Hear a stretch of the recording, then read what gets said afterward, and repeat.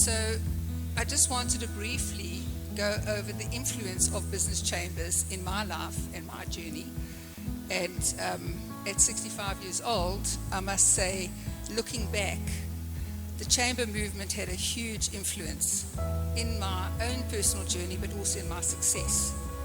So in 1989, a group of real feminist women who'd been members of Black Sash came to me and said, Anne, we don't want to go to a male doctor, a male attorney, a male banker. We want to go to female professionals and business people. And so she got a group of us, including Memogolo, Smani, Bonelli, and Muletlehi, and we came together, English, Afrikaans, and Setswana women, in 1989, and we formed the first multiracial, multicultural women's organization.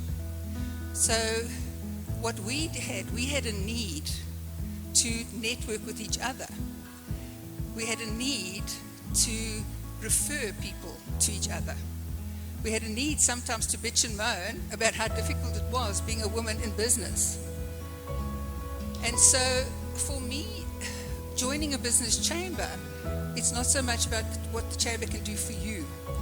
It's about what do you want to achieve in your life? What is your purpose? What do you want to drive? Because a chamber is a platform and a vehicle to give you a voice and for you to live your dreams. So in 1993, just before the elections, when a lot of us older people were worried about civil war, I took the chair, and my theme was, through women we can create peace.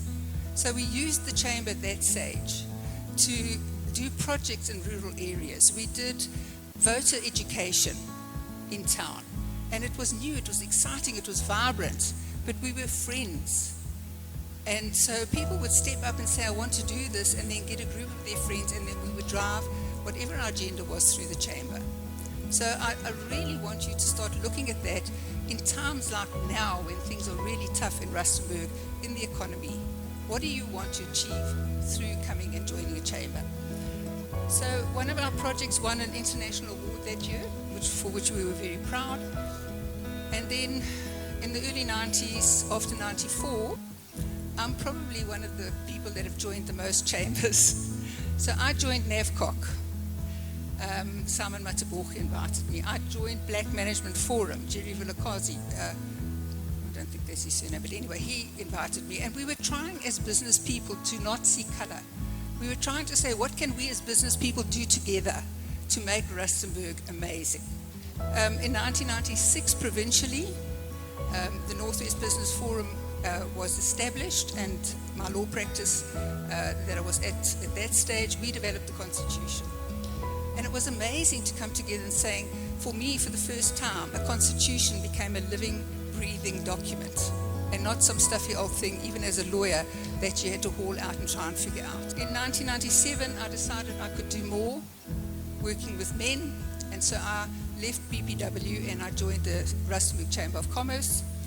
And in 1999, we decided that we were going to disband and start the Rustenburg Association of Business, which some of you might know as RAB, was also a multiracial, multicultural business organization.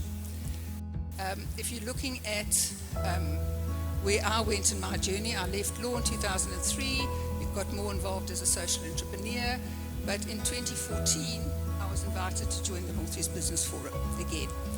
And so it was exciting to see the revival of business chambers in the Northwest province, particularly after the 6-month strike. I mean, Rustenburg, business, government, everyone was paralyzed for 6 months. And so I think then again the need emerged. And so in 2014, we also then visioned the creation of the Rustenburg Chamber of Commerce. And so I'm a founder member of it, and I would really like in future to drive the agenda of women empowerment, and just for each of you to realize that life is not a destination, it's a journey. And being part of a number of chamber movements, it provided me personally with a platform and a vehicle to explore who and what I was and what I wanted to become. I was one of the first females that hung upside down in a box hole with a video, because my guy had an elbow injury and I had to prove that he was unfit to work underground. You need to know yourself, appreciate yourself, and become the best person that you can become. So there's a lovely video which you can get the link afterwards. It talks about behavior and motivation, and it's a 5-minute clip. I would definitely suggest you have a look at it. And then the last piece is that there are membership forms online. We've got different categories of members. The membership fees range from 1,000 Rand for an individual or small business to 3,000 as a corporate. We've tried to keep them low so that more members can join, so that we can have a huge mandate and a voice for Rustenburg. And the unique selling propositions is basically we're multiracial, multicultural, we serve the surrounding area, we're a local platform and vehicle for local people, we know the socio-economic political environment, and we've identified the need of women in mining to actually form a part of the chain. So, thank you.